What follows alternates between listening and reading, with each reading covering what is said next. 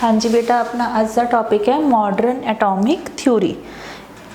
इस तो पहला वाले लैक्चर च अपना लास्ट टॉपिक सीगा Dalton atomic theory, but there are some problems of Dalton atomic theory which are improved by modern atomic theory. Means जो डाल्टन एटॉमिक थ्योरी दियाँ जो कमियां सी, जो प्रॉब्लम सी, उन्होंने किसने एक्सप्लेन किया? Modern atomic theory. So similar to Dalton atomic theory, there are some postulates of modern atomic theory also.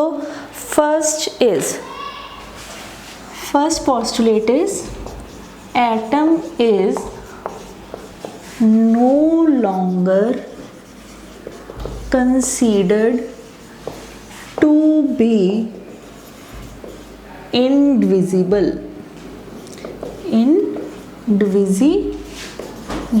or you can say indestructible। First इन्होंने point दिता है कि atom is no longer consider to be indivisible, कि आप Dalton atomic theory के according मान के चल रहे हैं कि किसी भी कैमिकल कॉम्बीनेशन दे विच जो सब तो स्मॉलेस्ट पार्टिकल होंदा है that is your atom. But according to modern atomic theory जो एटम है वो भी इंडिविजिबल हुंदा है। मीनस एटम्स नूं भी अगे छोटे छोटे हिस्सियां दे विच ब्रेकअप किया जा सकता है। It is found that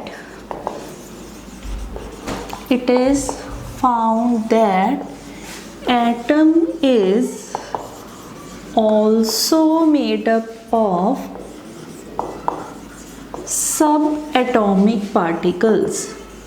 subatomic particles। ठीक है। Second point, atoms of same elements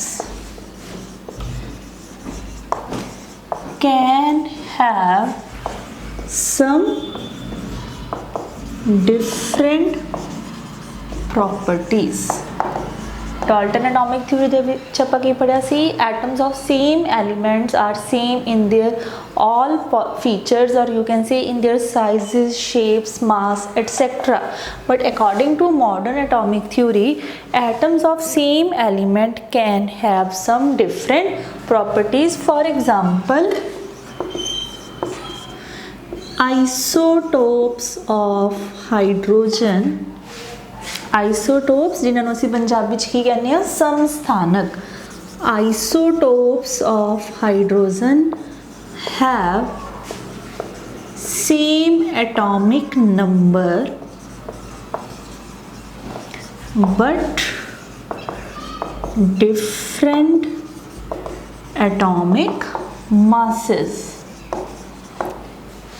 for example तुसी ये चीज़ शायद 9th या 10th पढ़ी होगी। Hydrogen has 3 isotopes, 1H1, 1H2 and 1H3 respectively. बेटे जो लोअर साइड पे लिखे होंगे ने these are called atomic number and upper side पे जो लिखा है these are called atomic masses. ठीक है, परमाणु अंक ते परमाणु पुंज। द थर्ड प्रॉपर्टी है, थर्ड पोस्टुलेट्स है atoms of some different elements have same properties। कई बारी उल्टा भी पॉसिबल है कि एलिमेंट्स डिफरेंट ने बट उन्होंने दे एटम्स का कोई ना कोई फीचर आपस दे विच सेम हो जाता है। For example this EG stands for example calcium and argon have different atomic numbers like 20 and 18 respectively। जो कैल्शियम और आर्गन है उन्हों का एटॉमिक नंबर डिफरेंट है। कैल्शियम का एटॉमिक नंबर है 20 और आर्गन का एटॉमिक नंबर है 18 but both have same atomic mass,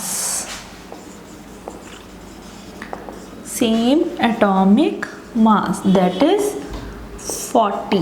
जो कैल्शियम और आर्गन इन्हां दा एटॉमिक नंबर डिफरेंट है, दैट इज़ 20 एंड 18 रिस्पैक्टिवली, बट दोनों का एटॉमिक मास की है 40।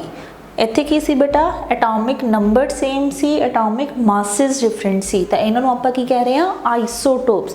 सिमिलरली जिन्हां दा एटॉमिक मास सेम हुंदा है बट एटॉमिक नंबर डिफरेंट हुंदा है, दीज आर कॉल्ड आइसोबार्स। ठीक है। Fourth, again according to this theory, atom is the smallest particle that take part in any chemical reaction, or you can say combination. According to this theory also, atom is the smallest particle which take part in any chemical reaction. Fifth postulate is, in the compound, or you can say in some compounds, fifth postulate is, in some compounds the ratio of different elements is fixed but may not be simple whole number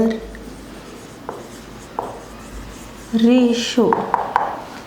ਆਪਾਂ Dalton atomic theory ਦੇ ਵਿੱਚ ਕੀ study ਕੀਤਾ है कि atoms of different elements combined in a fixed ratio to form a compound which is usually a simple whole number ratio। for example ਅਸੀਂ water की गल करिए तो वाटर ਦੇ ਵਿੱਚ हाइड्रोजन और ऑक्सीजन किस रेशो ਵਿੱਚ कंबाइन करते हैं बेटा 1:8। बट कहते according to modern atomic theory कुछ कंपाउंड्स इदां दे ने जिन्हां दे विच डिफरेंट एलीमेंट्स की रेशो फिक्स तो है बट उन्हां दे मासिस दे विच कोई सिंपल होल नंबर रेशो नहीं है। For example sucrose C12H22O11। ठीक है। हुण देखो C12H22O11, this ratio is fixed. This ratio is fixed मीनस जदों भी तुसीं सुक्रोज का मॉलीक्यूल बनाना है तो तुहानूं 12 एटम्स चाहिए ने कार्बन के, 22 एटम्स चाहिए ने हाइड्रोजन के और 11 एटम्स चाहिए ने ऑक्सीजन के। तो ये रेशो फिक्स है बट अगर तुसीं इसनूं सिंपल रेशो दे विच कन्वर्ट करने की कोशिश करोगे तो ये किसी भी कॉमन टेबल ते डिवाइड नहीं हो रहे। मीनस इन्हां दी जो रेशो है that is fixed but not a simple whole number ratio. तो ये रेशो सिंपल होल नंबर नहीं है बट ये रेशो फिक्स्ड है। Next is in some reactions the mass of reactants is converted into energy. ਆਪਾਂ पढ़िया सी बेटा law of conservation of mass. ਉਹਦੇ ਵਿੱਚ ਆਪਾਂ ਕੀ ਕਹਿੰਦੇ ਸੀ according to law of conservation of mass the total mass of the products is always equal to the total mass of the reactants. Means जो एग्जैक्टली मास रिएक्टेंट्स का होएगा exactly उन्ना ही मास किस चीज़ का होएगा प्रोडक्ट्स का। But according to modern atomic theory sometimes mass of the products is less than that of mass of the reactants। Means जो reactants का मास है वो ज़्यादा होएगा, प्रोडक्ट्स का मास कुछ अमाउंट नाल घट होएगा। तो वो मास कित्थे गया, वो जो रिएक्टेंट्स का मास सीगा वो किस चीज़ दे विच कन्वर्ट हो जाएगा energy which. And this energy can be calculated as E is equal to mc square. E is equal to mc square, where m is the change in mass, Jinnah mass तुहाडा घटिया वो है, और c is the velocity of light. Means जो मास घटेगा products का वो मास किस चीज़ दे विच कन्वर्ट हो जाएगा, energy they which. But in the universe the mass और एनर्जी इज़ ऑलवेज कंजर्व्ड. ठीक है, कि जो मास या एनर्जी दी फॉर्म चेंज होगी बट वो मास या एनर्जी किते ख़त्म नहीं होया. ठीक है, this is called law of conservation of mass और ये law of conservation of energy. So these are the main points related to the modern atomic theory.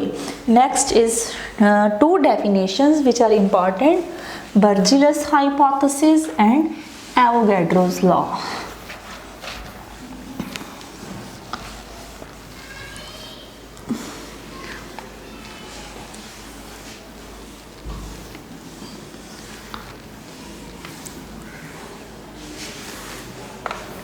Next is first Berzelius hypothesis.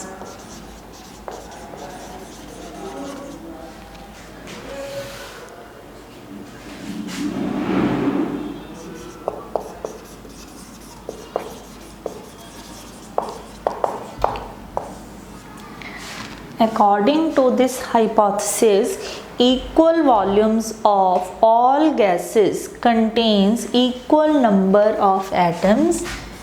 According to this hypothesis, equal volumes of according to this hypothesis equal volume of all gases contain equal number of atoms under similar conditions of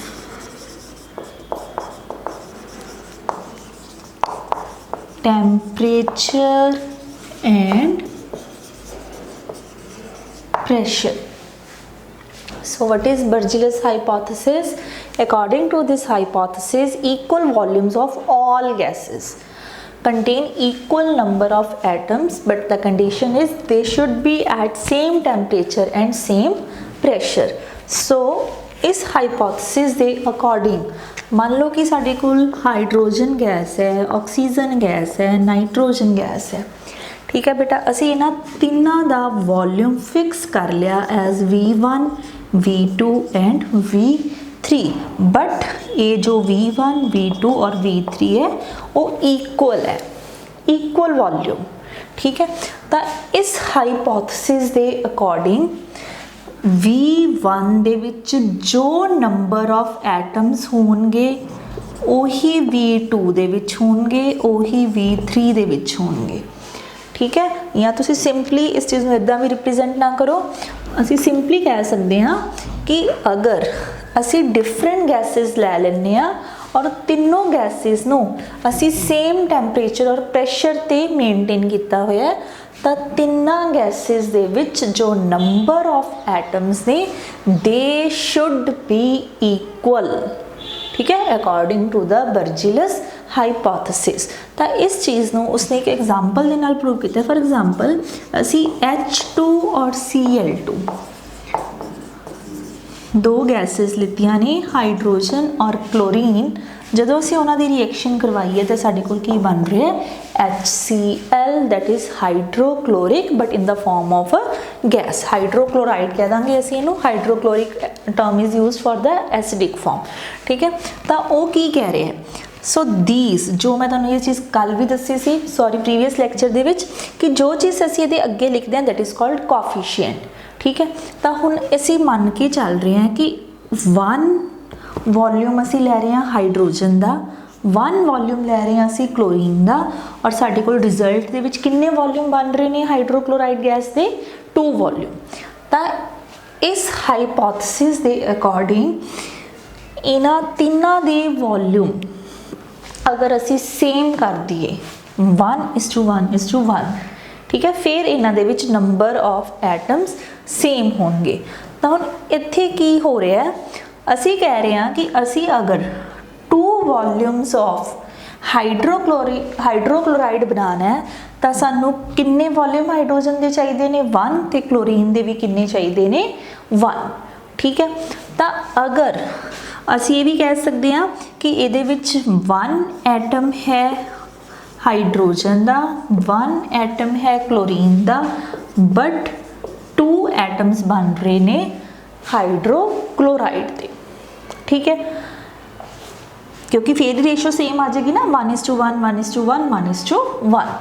let's suppose कि असी इत्थे ये 2 volume नहीं बनाने, असी इसका volume बनाना है only 1, तो सानू पूरी इक्वेशन नू 2 नाल डिवाइड करना पेगा।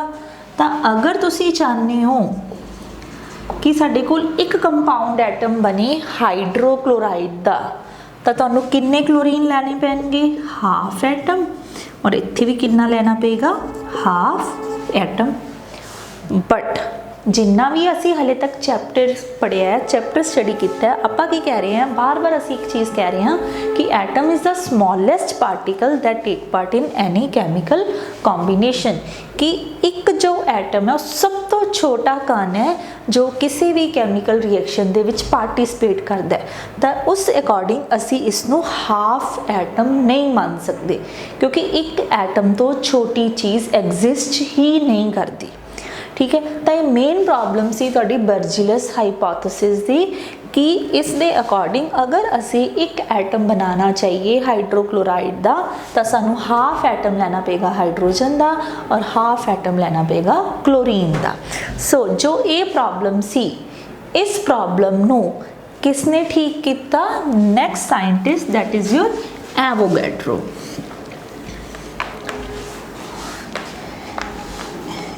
Avogadro hypothesis,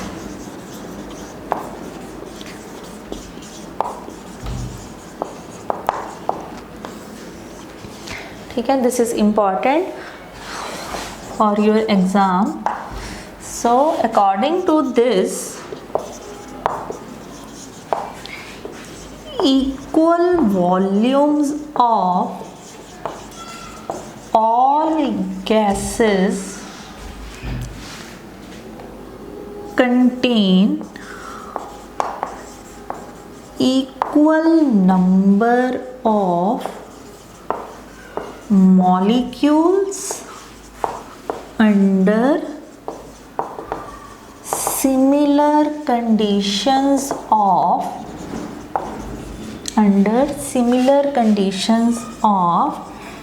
temperature and pressure।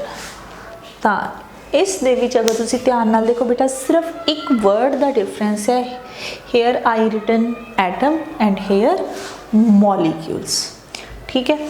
तो अकॉर्डिंग टू एवोगैड्रो जो वॉल्यूम ऑफ गैसेस ने that should be related to the number of molecules, not number of atoms, because Avogadro दे अकॉर्डिंग जो एटम है that is the smallest particle that take part in any chemical combination, but it may or may not have independent existence.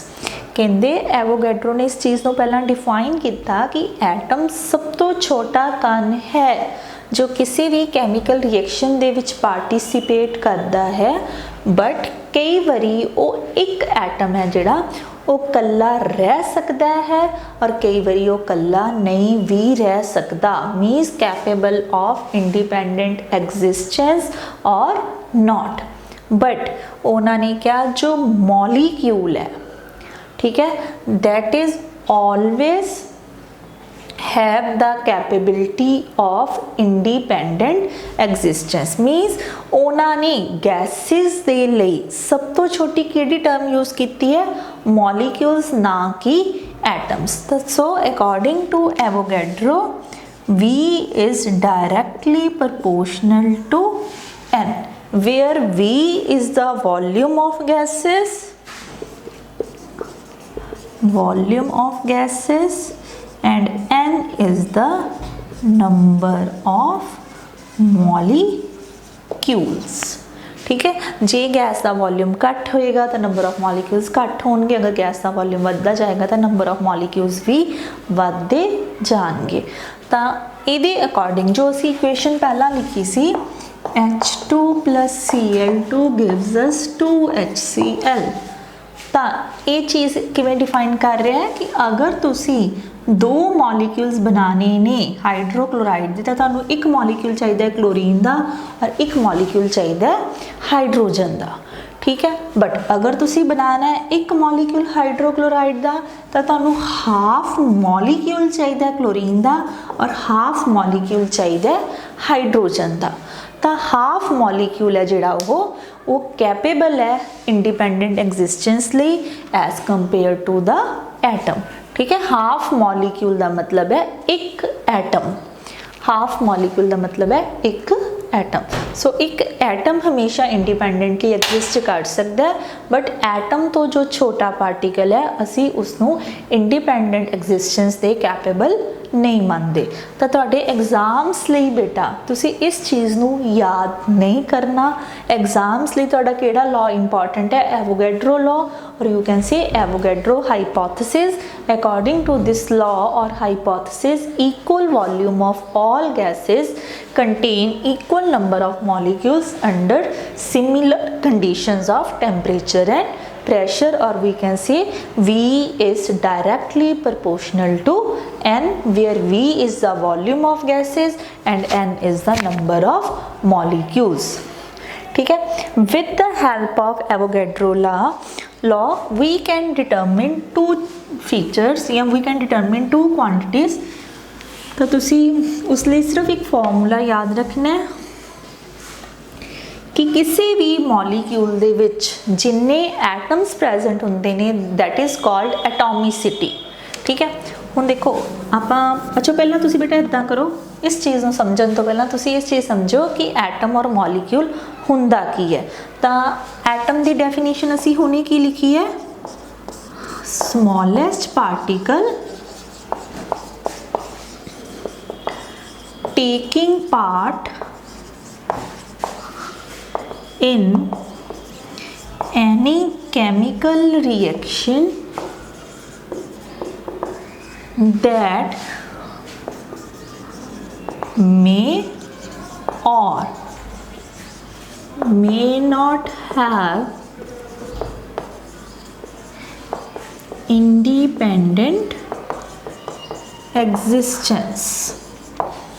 जो atom है वो smallest particle तो है, but वो हमेशा इकल्ला रहने दे कैपेबल नहीं हुंदा। ठीक है, और मॉलिक्यूल वास्ते डिफाइन किवें करते हैं? Molecule is also the smallest particle of a substance. इत्थे बेटा तुसी लिख सकते हो smallest particle of an element. Here we can write smallest particle of a substance which is always capable of independent existence। ठीक है, जो किसी सबस्टांस का सब तो छोटा पार्टिकल है उन्होंने असी मॉलिक्यूल कहने हैं। किसी भी सबस्टांस के सब तो छोटे पार्टिकल नूं की कहा जाता है? मॉलिक्यूल। और वो मॉलिक्यूल हमेशा ही इंडिपेंडेंटली एग्जिस्ट कर सकता है। ठीक है, हुण इसी तरह मॉलिक्यूल दे विच फर्दर टाइप्स ऑफ मॉलिक्यूल्स आ जाती हैं that are homoatomic and heteroatomic molecules.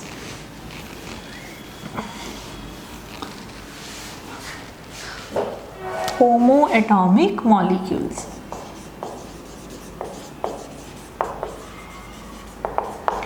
तो बेटे जिस दिन आप फर्स्ट लैक्चर लगाया सी आप मैं तुहानूं दस्सिया सी जिथे भी वर्ड आ जाए होमो इट मीनस सेम, ਤਾਂ ਹੋਮੋ ਐਟੋਮਿਕ ਮੋਲੀਕਿਊਲਸ ਕੀ ਹੁੰਦੇ ਨੇ? The molecules which are made up of atoms, the molecules which are made up of atoms of same element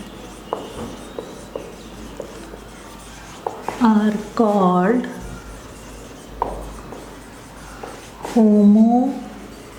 homoatomic molecules। अच्छा, मॉलीक्यूल ਅਸੀਂ ਪੰਜਾਬੀ ਚ ਬੇਟਾ ਅਣੂ ਕਹਿੰਦੇ ਆ, ਠੀਕ ਹੈ। ਇਹ ਟਰਮ ਤੁਸੀਂ 9th 10th ਦੇ ਵਿੱਚ ਪੜ੍ਹੀ ਹੋਏਗੀ। ਪਰਮਾਣੂ ਕਹਿੰਦੇ ਆ ਐਟਮ ਨੂੰ ਔਰ ਅਣੂ ਕਹਿੰਦੇ ਆ ਮੋਲੀਕਿਊਲ ਨੂੰ। ਤਾਂ ਹੋਮੋ ਐਟੋਮਿਕ ਮੋਲੀਕਿਊਲਸ ਕੀ ਨੇ? Homo means same, atomic means atoms. ਹੁਣ ਦੇਖੋ ਬੇਟਾ ਮੋਲੀਕਿਊਲ ਬਣਦਾ ਕਿਵੇਂ ਹੈ? ਮੋਲੀਕਿਊਲ ਉਦੋਂ ਬਣਦਾ ਜਦੋਂ ਐਟਲੀਸਟ 2 ਜਾਂ 2 ਤੋਂ ਜ਼ਿਆਦਾ ਐਟਮਸ ਆਪਸ ਦੇ ਵਿੱਚ ਮਿਲਦੇ ਨੇ, ਠੀਕ ਹੈ। ਫॉर एग्जांपल ਜੇ ਅਸੀਂ ਲਿਖਦੇ ਹਾਂ H2, ਤਾਂ ਇਹ H2 ਜੋ ਹੈ ਇਟ ਇਜ਼ ਮੋਲੀਕਿਊਲ, ਬਿਕੋਜ਼ ਇਹਦੇ ਵਿੱਚ ਕੀ ਹੋਇਆ ਬੇਟਾ? 2 ਹਾਈਡਰੋਜਨ ਦੇ ਐਟਮਸ ਆਪਸ ਦੇ ਵਿੱਚ ਜੁੜੇ ਹੋਏ ਨੇ, ਠੀਕ ਹੈ। ਇਹਨਾਂ ਦੇ ਵਿੱਚ ਕੈਮੀਕਲ ਬੌਂਡ ਬਣਿਆ ਹੋਇਆ, ਜਿਸ ਦੇ ਕਰਕੇ ਅਸੀਂ ਇਹਨੂੰ ਮੋਲੀਕਿਊਲ ਕਹਿੰਦੇ ਆ, ਨਾ ਕਿ ਐਟਮਸ। ਅਗਰ ਅਸੀਂ ਇਕੱਲਾ H ਲਿਖਾਂਗੇ ਤਾਂ ਫਿਰ ਅਸੀਂ ਇਹਨੂੰ ਕੀ ਕਹਾਂਗੇ? ਐਟਮ। ਤਾਂ H2 ਕੀ ਹੈ? ਮੋਲੀਕਿਊਲ। ਬਟ ਇਹ ਮੋਲੀਕਿਊਲ ਕਿਹਨਾਂ ਤੋਂ ਬਣਿਆ? 2 ਐਟਮਸ ਤੋਂ, ਔਰ ਉਹ ਦੋਨੋਂ ਐਟਮਸ ਕਿਸ ਚੀਜ਼ ਦੇ ਨੇ? ਹਾਈਡਰੋਜਨ ਦੇ। ਤਾਂ ਇਹੋ ਜਿਹੇ ਮੋਲੀਕਿਊਲਸ ਨੂੰ ਕੀ ਕਿਹਾ ਜਾਂਦਾ ਹੈ? Homo atomic molecules. ਮੀਨਸ ਜਦੋਂ ਕੋਈ ਮੋਲੀਕਿਊਲ ਸੇਮ ਐਟਮਸ ਤੋਂ ਮਿਲ ਕੇ ਬਣੇਗਾ, ਉਸ ਮੋਲੀਕਿਊਲ ਨੂੰ ਅਸੀਂ ਕੀ ਕਹਾਂਗੇ? Homo atomic molecule. For example O2, O2 ਦੇ ਵਿੱਚ ਵੀ ਕੀ ਹੁੰਦਾ ਹੈ? 2 ਆਕਸੀਜਨਸ ਦੇ ਐਟਮਸ ਆਪਸ ਦੇ ਵਿੱਚ ਜੁੜੇ ਹੁੰਦੇ ਨੇ, ਠੀਕ ਹੈ। ਤਾਂ again it is a homo atomic. Similarly P4, P4 ਦੇ ਵਿੱਚ ਬੇਟਾ ਇਹ ਵਾਲਾ ਅਰੇਂਜਮੈਂਟ ਹੁੰਦਾ ਹੈ। ਇਹ ਸਾਰੀਆਂ ਟਰਮਸ ਆਪਾਂ ਅਗਲੇ ਚੈਪਟਰਸ 'ਚ ਪੜ੍ਹਨੀਆਂ ਨੇ, ਕੁਝ +1 'ਚ, ਕੁਝ +2 ਦੇ ਵਿੱਚ, ਠੀਕ ਹੈ। ਸਿਮਿਲਰਲੀ ਜੇ ਤੁਸੀਂ Cl2 ਦੀ ਗੱਲ ਕਰੋ ਤਾਂ ਕਲੋਰੀਨ ਇੱਦਾਂ ਜੁੜਿਆ ਹੁੰਦਾ ਹੈ। ਬਟ ਇੱਕ ਚੀਜ਼ ਨੋਟਿਸ ਕਰੋ ਬੇਟਾ, ਇਹਦੇ ਵਿੱਚ ਜਿੰਨੇ ਵੀ ਐਟਮਸ ਜੁੜੇ ਹੋਏ ਨੇ ਉਹ ਸੇਮ ਨੇਚਰ ਦੇ, ਦੋਨੋਂ ਹਾਈਡਰੋਜਨ, ਦੋਨੋਂ ਆਕਸੀਜਨਸ, ਚਾਰੋਂ ਫਾਸਫੋਰਸ ਐਂਡ ਦੋਨੋਂ ਕਲੋਰੀਨ। ਤਾਂ ਇਹਦਾ ਦੇ ਮੋਲੀਕਿਊਲਸ ਨੂੰ ਅਸੀਂ ਕੀ ਕਹਿੰਦੇ ਆ? Homoatomic molecules. Next is heteroatomic molecule.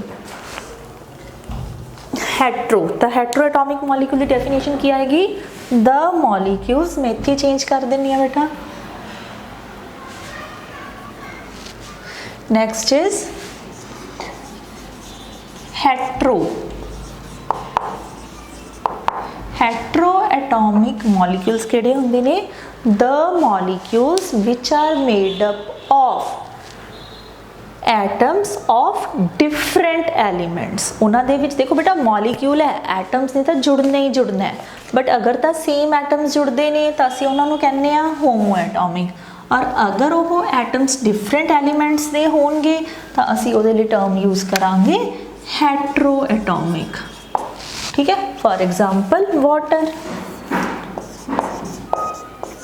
हुण वाटर दे विच की हुंदा है? एक ऑक्सीजन है और उसके नाल 2 की लगे हुए ने बेटा? हाइड्रोजनस। तो हुण देखो कि इस मॉलीक्यूल दे विच तीनों एटम सेम ने? नहीं, इस दे विच 2 एटम्स ने हाइड्रोजन दे और एक एटम है ऑक्सीजन दा। तो असी इहो जे मॉलीक्यूल नूं किहड़ा मॉलीक्यूल कहने आ? Hetero atomic.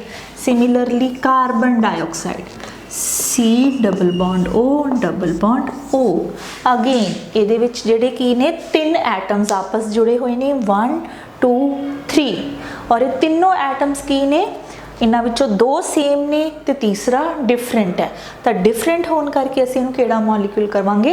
Hetero atomic molecule, ठीक है बेटा। क्लीयर हो गया? होमो का मतलब सेम एलीमेंट्स के एटम्स होंगे और हेट्रो का मतलब डिफरेंट एलीमेंट्स के एटम्स जुड़नगे, ठीक है। इत्थों ही तुहाडा एक टॉपिक है, what do you mean by atomicity? Term है एटॉमिसिटी। तो एटॉमिसिटी बेटा की हुंदी है? Number of atoms present in any molecule। तो किसी भी मॉलीक्यूल दे विच जिन्ने एटम्स प्रेजेंट होंगे है उन्होंने उसकी की किया जाता है एटॉमिसिटी। तो की तुसीं मैनूं दस सकते हो इसकी एटॉमिसिटी कितनी होएगी बेटा, किन्ने एटम्स जुड़े ने 1 2 3, तो कार्बन डाइऑक्साइड की एटॉमिसिटी कितनी होगी बेटा 3। Similarly water 1 2 3 again 3। जे असीं गल करिए H2 दे सिर्फ 2 हाइड्रोजन के एटम्स ने, it मीनस it's atomicity is 2। P4 किन्ने जुड़े हुए ने 4, तो इसकी एटॉमिसिटी कितनी हो जाएगी 4। तो सिंपली एटॉमिसिटी की है number of atoms present in any molecule. ठीक है बेटा, so this is all about your today's lecture.